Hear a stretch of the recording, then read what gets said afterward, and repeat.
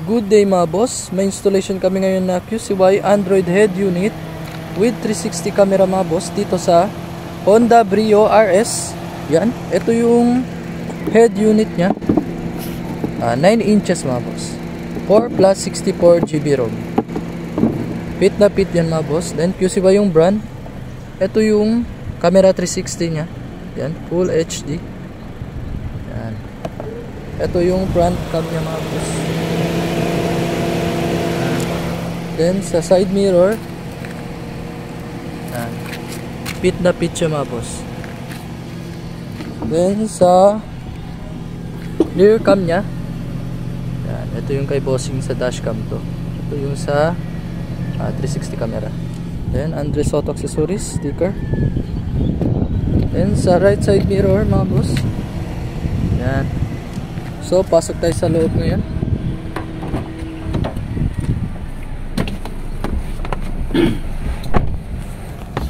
3D view muna mga boss sa 360 view. Yan, ito yung 3D nya, klarong klaro yan mga boss. Yan, parang drone lang, klaro sa lahat ng angulo. Yan, ito yung front cam nya. Then rear cam,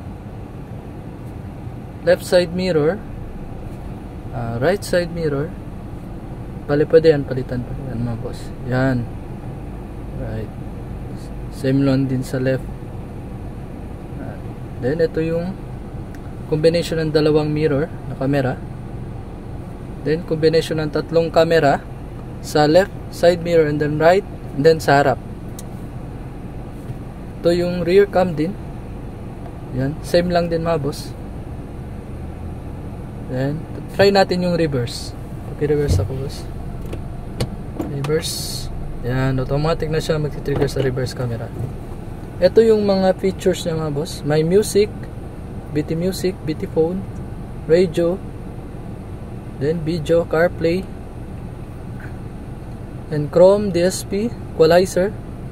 Yan, ito yung equalizer niya. Then Netflix, Play Store, YouTube, then Maps, Waze. Yan. Then try natin muna yung music na. Music. May built-in na siya na equalizer mga boss. Ito yung nagpapaganda ng tunog niya. Yan, default, flat, powerful, vocal, natural. Then gana din yung steering control niya. Yan.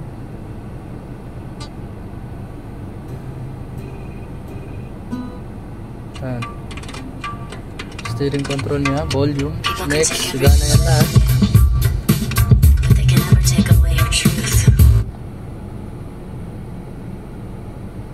Then sa radio, yan, same lang din mga boss sa radio. Then may maps na siya. Ito yung maps. Try natin yung maps.